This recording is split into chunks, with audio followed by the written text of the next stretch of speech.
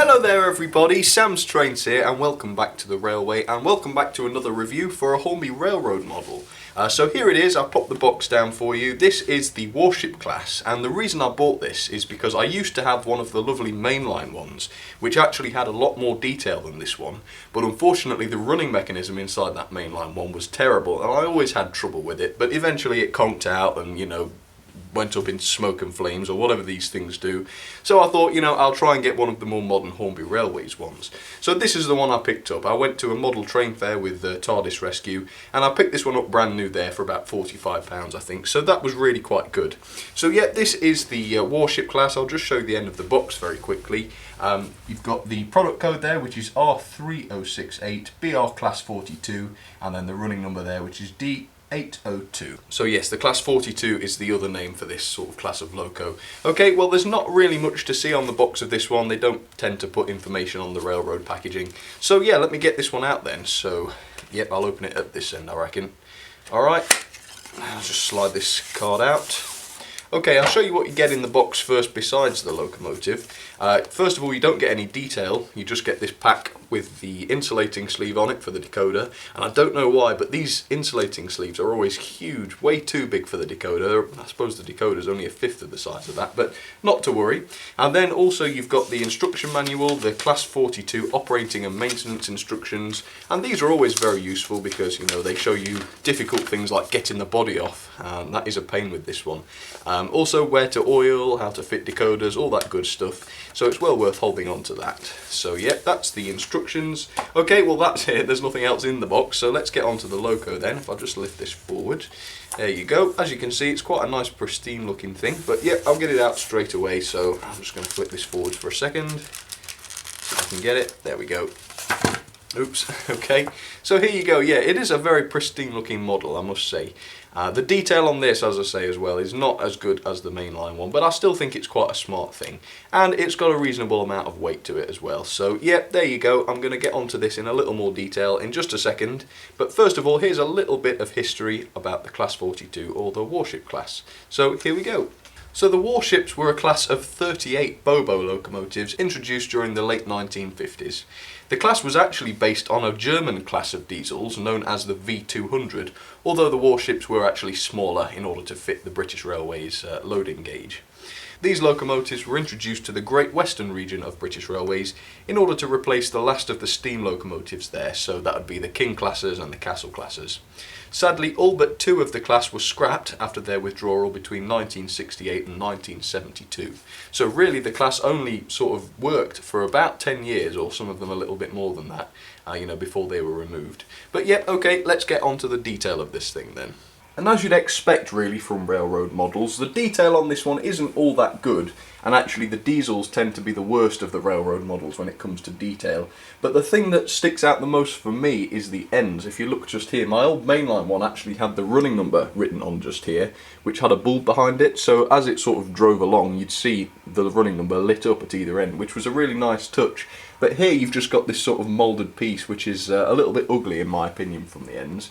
But having said that, elsewhere the detail is pretty good and the livery is fairly nice as well. So you've got this sort of BR green.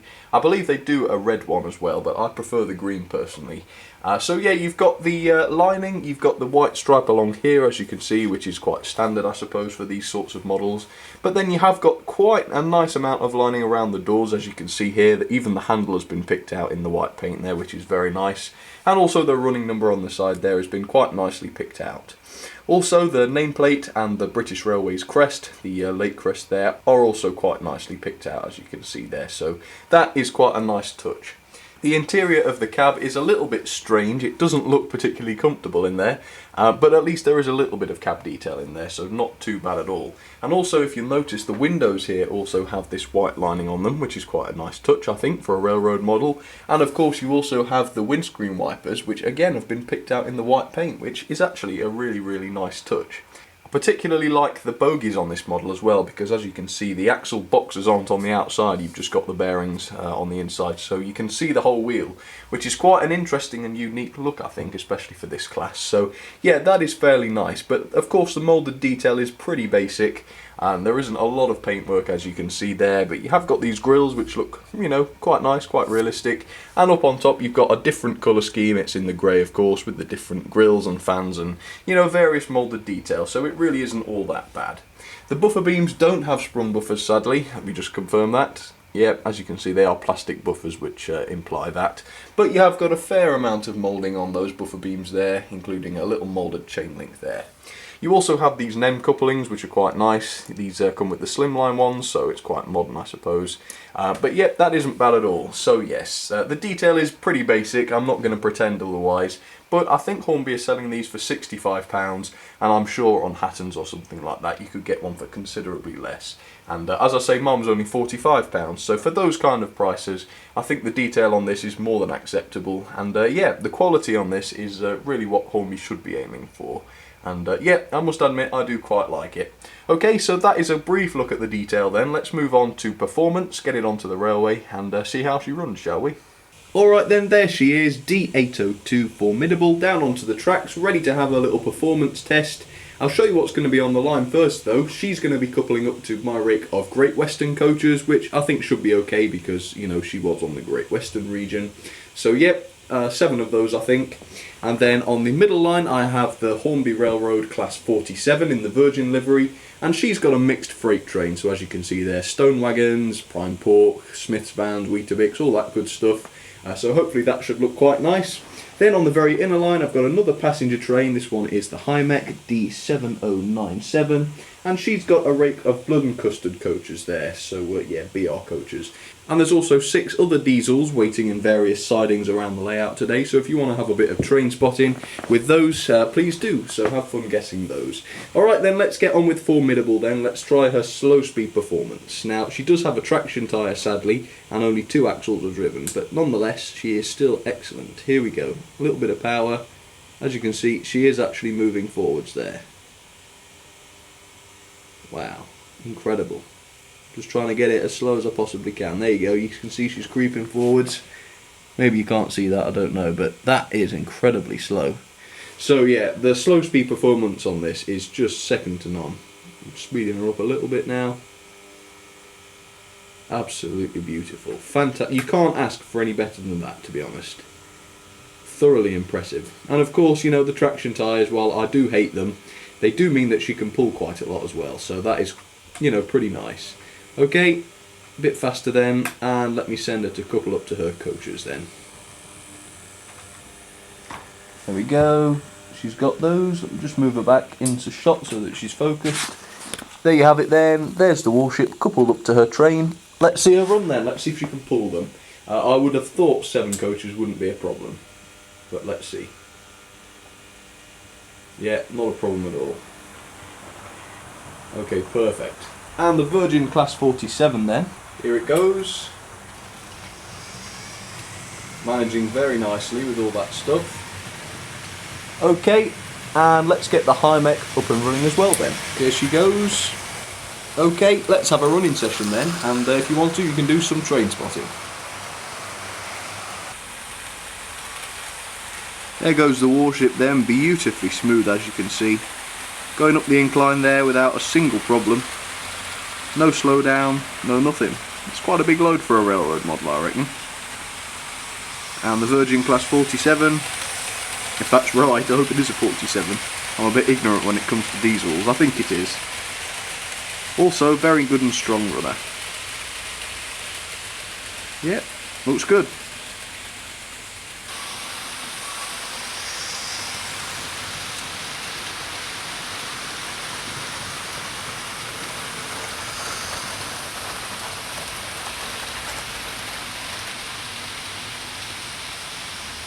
The Hymec running very well again, as normal.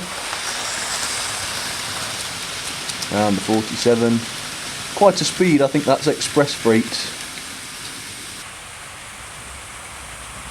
It's a lovely colour, isn't it, the BR green?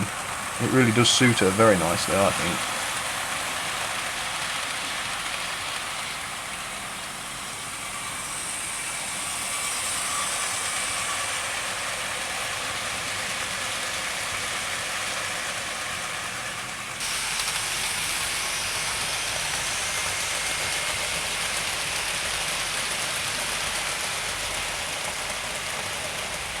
And now for my ratings then on the Warship class, the railroad one. First of all, detail 6 out of 10. The detail isn't terrible on this by any means, but it's certainly not as good as some railroad models, so 6 out of 10 there. Performance, 9 out of 10. The performance is very, very good on this. It's very smooth, very powerful. It would have gotten 10 out of 10, but it does only have 2 driven axles and it does use traction tyres, which is a little bit of a shame. Character, 6 out of 10. I think the ends of the locomotive are let down there because, you know, I do prefer them with the running number and the lights, but not to worry about that. Build quality, 8 out of 10. It is clearly very cheaply made, but it seems to be fairly solid, so 8 out of 10 there. Value, I only paid £45 for this, so I'm really pleased with that, so 10 out of 10. Which leaves us overall then 7 out of 10. An excellent budget model, but probably not something for the serious modeler.